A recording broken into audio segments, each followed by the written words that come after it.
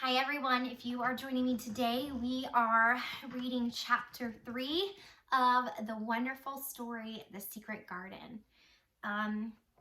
The title of this chapter is Ben and the Robin. Now, we don't know who Ben is because he's not one of the characters that we were introduced to at the very beginning. So far, we know of 3 characters and then a possible character in the future. So we know about Mrs. Medlock, we know about Mary, and we know about Mary's servant Martha. And if you remember, Martha has a brother named Dickon who we haven't met yet, but she's mentioned. So we're going to go ahead and we're going to get started with chapter 3 of The Secret Garden. Let's jump in. Ben and the Robin. Walking along the paths of the garden, Mary couldn't help but think about the locked up garden. How could such a thing be shut up? Couldn't you always walk in a garden? She kept walking, wondering what the garden looked like. Suddenly she came up upon an old man with a spade, who was bent over the earth, planting seeds. He was startled to see Mary, but he tipped his hat politely and went back to planting. "What is this place?" Mary asked. Again, not bothering to introduce herself. She was looking at all the plain bushes around her, with a displeased expression on her face. "One of the kitchen gardens," he answered. "The vegetables for the manor are all grown here." "And that?" she demanded, pointing to a green door. "Another kitchen garden," the old man replied shortly, displeased by Mary's intrusion.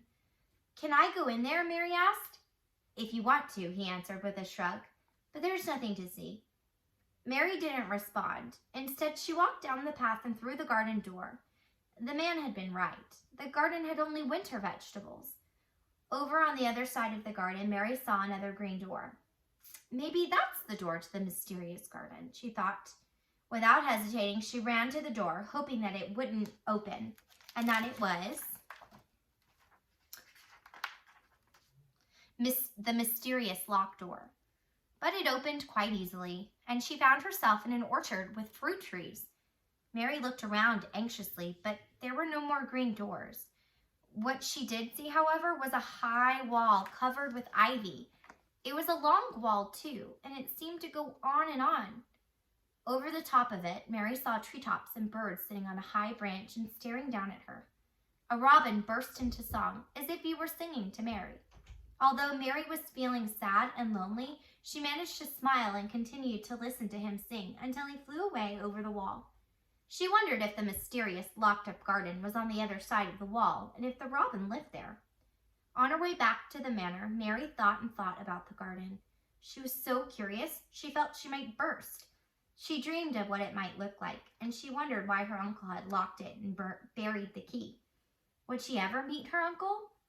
If she did, would she be brave enough to ask him about the garden?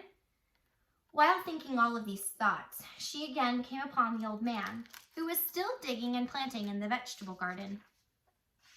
Mary stood beside him for a while, and then finally spoke. "I've been in the other garden," she announced, "and in the orchard." The man kept digging and didn't respond. Like Martha, he just didn't like Mary's rudeness. "But there was no door in this other garden," Mary said. The man put down his spade and cast a stern look at Mary. "What garden?" he asked.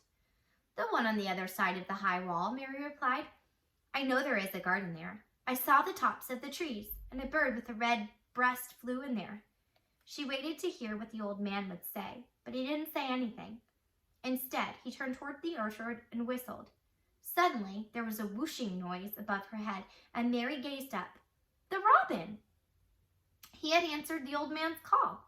Mary watched as the robin flew about, circling the old man. He certainly was a charming, friendly little bird. The gardener watched the bird for a while and then turned to Mary. "Are you Lord Craven's niece from India?" he asked. Mary nodded. "Who are you?" she asked. "Ben Weatherstaff," the gardener answered. Then he pointed to the robin. "And this here's my old friend." Mary gazed admiringly at the robin, which was pecking at the earth, looking for food. "I have no friends at all," she said flatly. "I never have had any. My ayah didn't even like me, and I never played with anyone." Ben Weatherstaff stared at Mary. She was obviously a very lonely little girl. Seeing her thin, pale face and her sad eyes, he felt sorry for her. Suddenly, the robin burst into song and landed on a branch right beside Mary. "Looks like you have a friend now," Ben Weatherstaff chuckled. Mary reached out for the robin, but he flew up and away over the gardens and over the orchard wall. "Does he live in that garden?" Mary asked. "The one over the high wall?" "Probably," Ben Weatherstaff answered, "among the rose trees." "Oh, there are rose trees there?" Mary asked excitedly. "Have you been there?" Ben Weatherstaff picked up his spade and began to dig again. "A long time ago," he mumbled. "I should like to see the garden," Mary announced suddenly. "Where is the door? There must be a door somewhere." Ben Weatherstaff shifted uncomfortably. "Listen, I must get back to work. You shouldn't be poking around here. Now go on. I have no more time for you." With that, he flung his spade over his shoulder and walked off without even saying goodbye. So we just read chapter 3 of The Secret Garden, you guys, and there's a lot of mystery to this book. So Mary comes from a family where her parents died of sickness, and so she's all by herself. She has no brothers or sisters, and she's sent to live with her uncle and Lord Craven. And so far, she has a servant named Martha, and then she's met the gardener, Ben Weatherstaff. And everyone at Misselthwaite Manor doesn't have a lot of patience for Mary.